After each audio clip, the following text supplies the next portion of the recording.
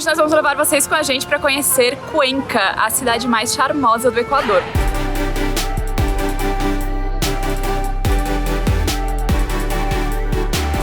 E a gente começa o nosso passeio aqui no Parque Calderón, que é o parque principal da cidade. A maioria das cidades colonizadas pela Espanha tem uma plaza de armas, e o Parque Calderón é meio que a versão da plaza de armas aqui de Cuenca. Cuenca é patrimônio cultural da humanidade desde dezembro de 99, e esse reconhecimento se deve pela conservação do patrimônio histórico. E desde que a gente chegou na cidade, nós estamos encantados com a conservação, com a forma como as pessoas cuidam das coisas. Tudo é muito bonito, tudo é muito bem feito, os lugares muito bem decorados, os prédios históricos então são maravilhosos. E aqui ao redor do Parque Calderón estão alguns dos prédios mais icônicos da cidade de Cuenca, começando pela antiga catedral até o Palácio da Justiça, Palácio do Governo, e o mais bonito deles que é a Igreja da Imaculada Conceição, e é pra lá que a gente vai agora.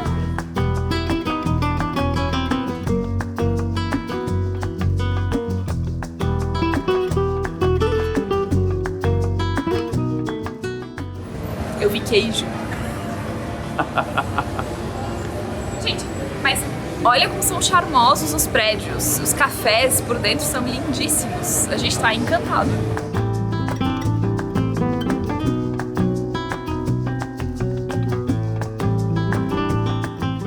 E uma coisa que chama muita atenção aqui realmente é a limpeza e o cuidado com esses prédios históricos, né? A conservação do patrimônio. E a gente também, já respondendo, porque teve gente que perguntou como é que a gente estava se sentindo em relação à segurança. Por enquanto aqui a gente tá super tranquilo, né? É uma cidade segura, são poucas as situações que a gente ouve falar que acontecem aqui. Diferente da maioria das cidades grandes turísticas.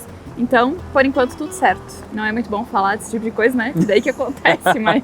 E é uma cidade muito procurada por americanos e europeus que querem morar na América do Sul. É uma cidade que tem muitos expatriados vivendo aqui, pessoas aposentadas que se mudam pra cá. E por isso acaba tendo uma diversidade cultural muito grande em comida, artesanatos, essas coisas que acabam sofrendo muita influência externa. Então a gente vê os dois lados, um patrimônio histórico muito conservado, comidas típicas tradicionais, mas a gente também vê um pouco da influência de outros países, principalmente europeus aqui. Então é muito interessante ver esse contraste.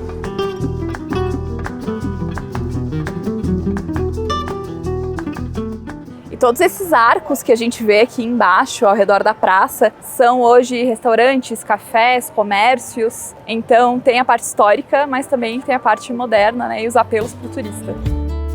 Hey, I've been dreaming about you. Every night I see you. Nós pagamos $2 por pessoa e agora a gente vai subir lá na torre da igreja para ver a vista da cidade.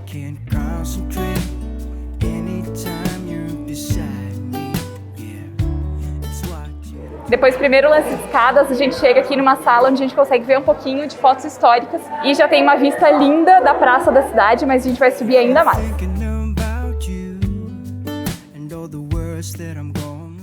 Exaustos.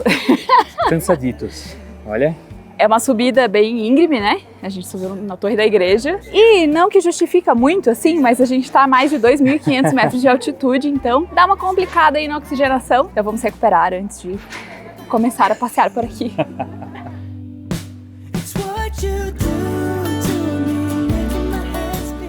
E ao final da escadaria, a gente sai em um pátio, onde a gente consegue ver a vista dos dois lados da cidade. E tem algumas arquibancadas aqui, umas escadarias, onde a gente consegue também subir para tirar foto. Tem bastante gente fazendo isso hoje, é um sábado de manhã, então, óbvio, né? Tá todo mundo na rua, todo mundo passeando, muita gente turistando, até muitas pessoas aqui da região. Mas vamos ver se mesmo assim a gente consegue tirar umas boas fotos daqui. E aqui atrás de mim tá uma das cenas mais icônicas aqui da cidade, quando você vê fotografias, quando você vê imagens de Cuenca. Um dos principais prédios que chamam a atenção são as torres azuis aqui da igreja. E tem um outro lugar que depois a gente vai mostrar pra vocês, que tem uma vista ainda mais bonita deles.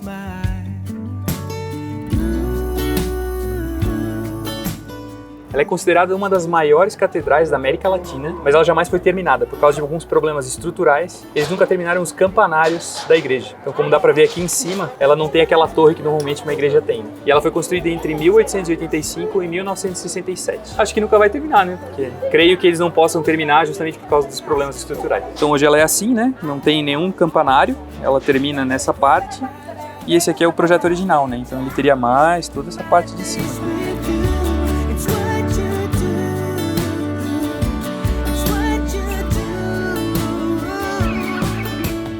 Para esse lado a gente vê aquela praça onde nós estávamos agora há pouco, lá embaixo, onde a gente começou o vídeo, e os prédios que a gente estava falando. Então a Catedral Antiga, o Palácio da Justiça e lá do outro lado o Palácio do Governo.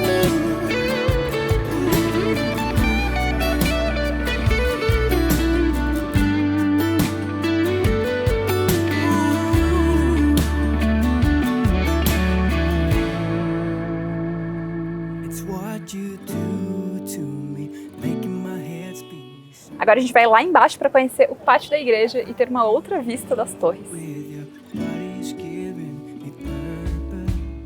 A gente saiu dessa portinha ali da torre da igreja e agora a gente está andando pela rua Santa Ana, que é uma das primeiras ruas da cidade e onde a gente vai chegar no pátio da igreja.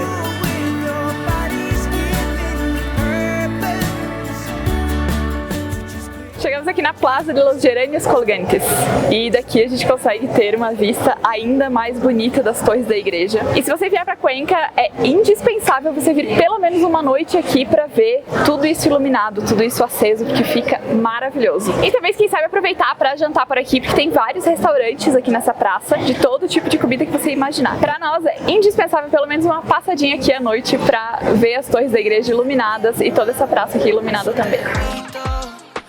Adictivo a sus gritos, cuando lo hacemos pero es mito, que al final contigo no es bonito, no es bonito. Chica, tú eres la dos, que inyectado en mis... O Equador é o terceiro maior exportador de flores do mundo e logo aqui atrás da igreja acontece uma pequena feira de produtores de flor. Na verdade, isso aqui é até chamado de Plaza de las Flores e a gente viu uma quantidade incontável de tipos de flores diferentes, de cores diferentes. Tem rosas de muitas cores ali, tem amarela, tem laranja, tem rosa, tem branca, tem vermelha. E aí eu fui perguntar o preço. Uma rosa custa 50 centavos de dólar e um buquê ali de mais ou menos 20 rosas, ela me falou que custava 7 dólares. E quando eu voltei pra olhar de novo, porque eu queria saber mais ou menos quantas flores tinha pra contar pra vocês, ela falou, 6 pra levar e tal. Então, realmente, se você for mesmo convertendo, mesmo a gente pensando em dólar e convertendo, é relativamente muito barato com o preço das flores no Brasil, né?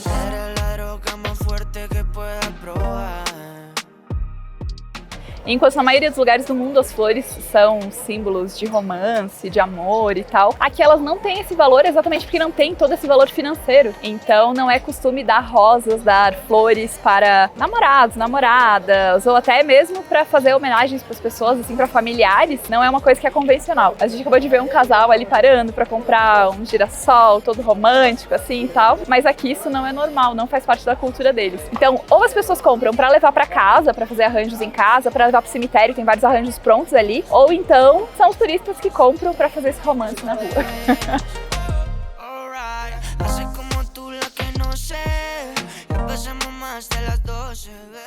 O brasileiro que viu um pastel voltou correndo pra barraquinha. Buenas, ¿de qué es? ¿Un poquito de queso? ¿Cuánto es?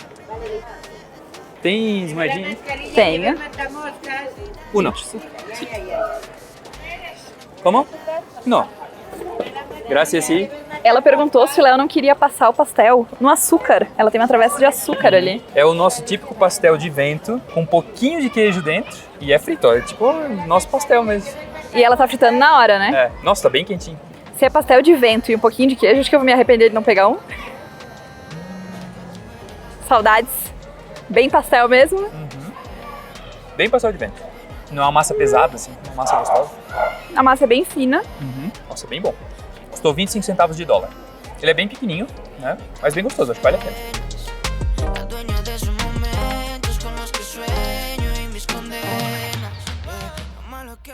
A igreja tá ali, aqui termina ainda as barraquinhas de flores, a Plaza de las Flores, e aqui a gente já chega na Plaza de Artesanias, na feira de artesanias, e também aqui fica o letreiro de Cuenca.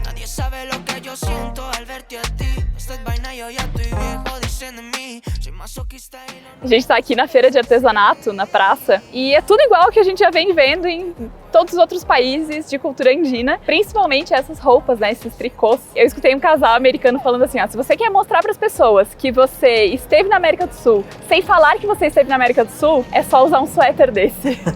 É o que mais tem e todo turista compra, é muito engraçado. Vou fazer um meia-culpa, porque quando a gente foi pro Peru pela primeira vez, a gente comprou também. E eu fiquei com vontade de experimentar aquele pastelzinho ali, porque, além de ser pastel, né? e a gente adorar pastel. Todos os carrinhos de rua que a gente viu até agora, pelo menos, são super limpos. E aí isso dá mais vontade ainda de comer. E não é algo tão comum a gente ver em carrinhos de rua.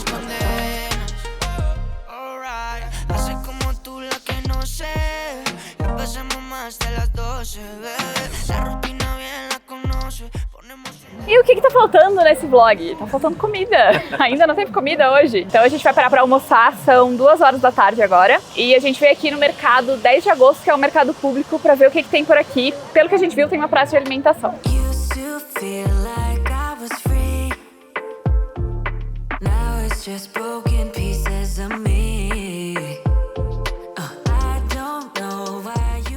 E é impressionante a quantidade e a qualidade das frutas aqui, né? Frutas, verduras, todas aquelas coisas que eu gosto, morango, amora, mirtilo, tem de monte aqui. E o preço é relativamente barato.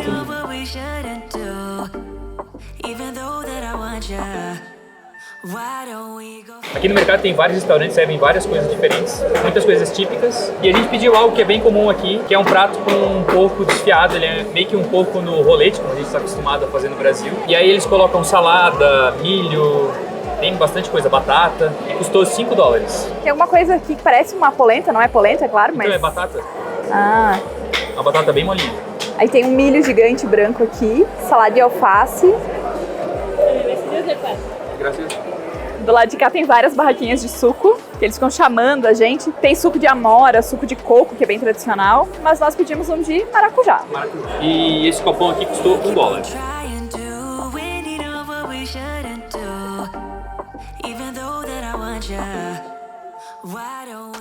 É um prato bem simples, mas achei bem bom. E no fim foi o único prato que a gente ficou com vontade de experimentar, né? Porque a maioria são ensopados. Tive uma revelação. Ah.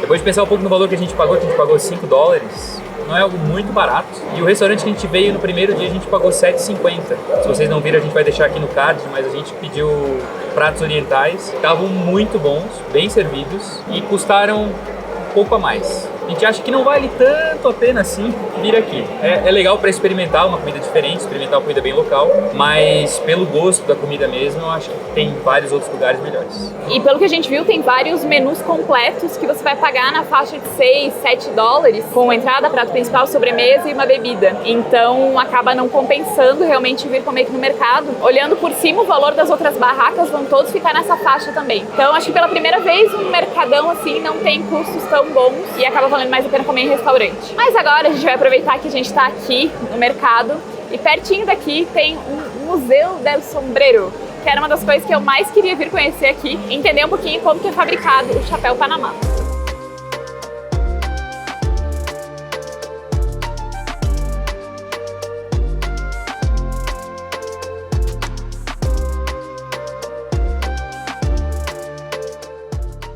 Tá, mas como assim? Chapéu Panamá, vocês estão no Equador. Pra quem não sabe, o chapéu Panamá, ele é na verdade um chapéu equatoriano. Inclusive ali em cima tá escrito, somente chapéus equatorianos.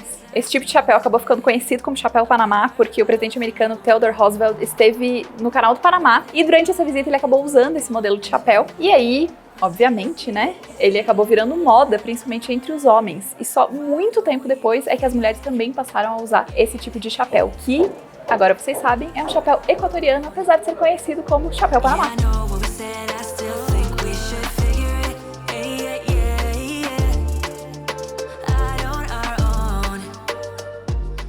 Aqui tem a loja, né? Aí tem os chapéus normais que estão expostos aqui. Aí tem uma sala dos chapéus semi-finos e tem uma sala dos chapéus finos que fica trancada à chave. Aí os gringos estão lá, né? Galera que ganha em euro, né? É outra coisa. Aí os modelos dessa área externa aqui custam entre $40 e $70. Os da área de chapéus finos custam entre $300, $500, $600. Levar o quê? Uns $2? $600. Do fino? Oh, são $1.000, não é nada, é troco.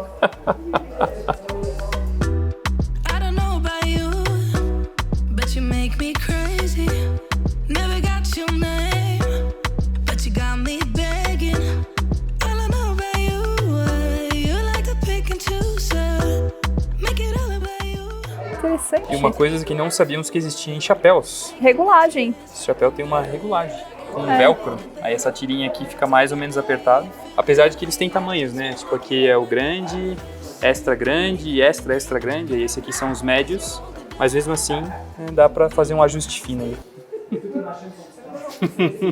Esse é bem mais barato, né, amor? Porque não tem a parte de cima dele. Isso, mas é que esse aqui eu consigo provar, porque daí eu consigo botar o cabelo assim, ó.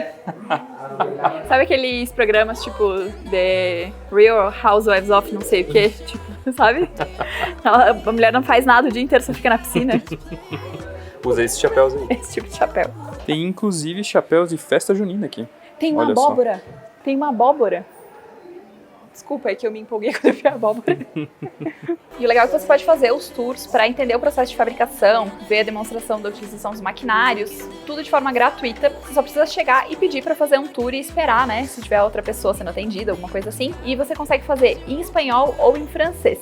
Se você não fala nenhuma dessas duas línguas, fica um pouquinho mais complicado. O espanhol para nós brasileiros sempre é mais fácil de entender, só pedir para falar devagar. A gente sempre dá essa dica, assim. Se você não fala espanhol, só pede pra pessoa que tá te atendendo falar mais devagar, que boa parte você consegue entender.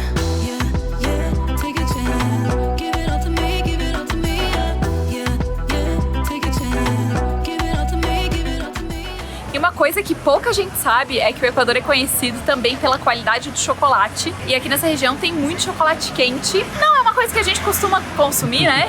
Mas, como é tradicional, nós vamos terminar o nosso passeio hoje em uma chocolateria. Life is a winding road, no telling where it goes.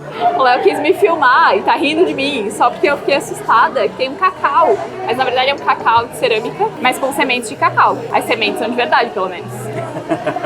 Mas eu achei que ia aceitar ia ter um cacau em cima da mesa.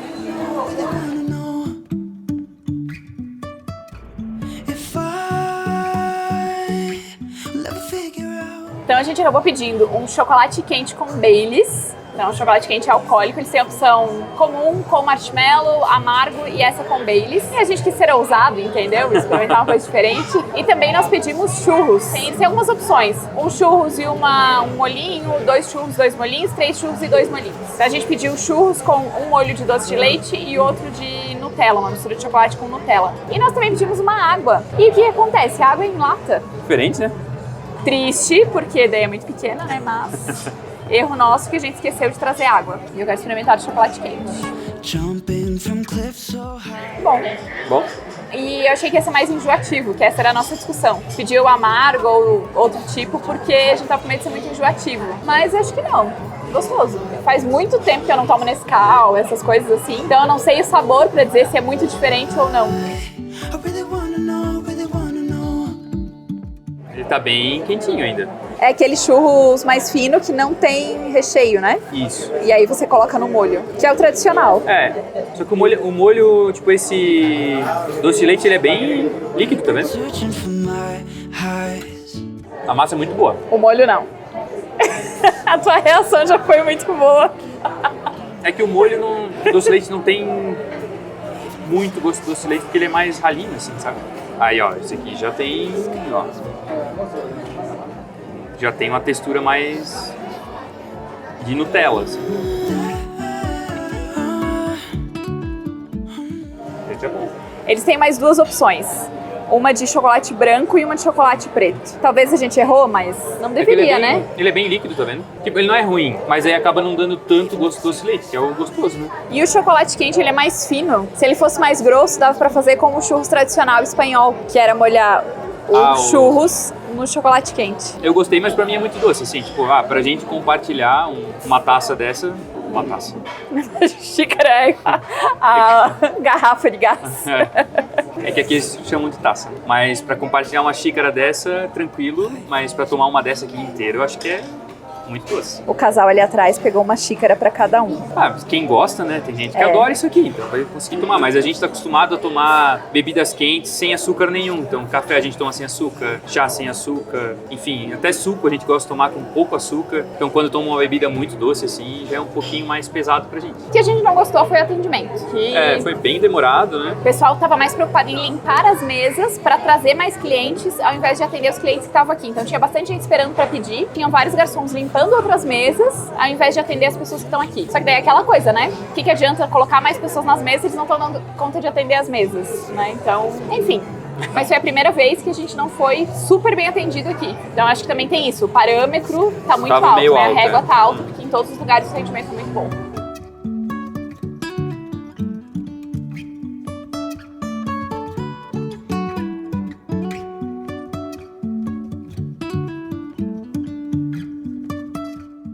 Já tá anoitecendo, então é hora de voltar pra casa, mas, gente, espero que vocês tenham gostado de conhecer Cuenca com a gente. Então, né, se inscreve no canal que vai ter mais vídeos do Equador por vir. Ativa as notificações pra não perder nada. Segue a gente lá no Insta também, @Leo e Fabi Vale. A gente se vê no próximo vídeo.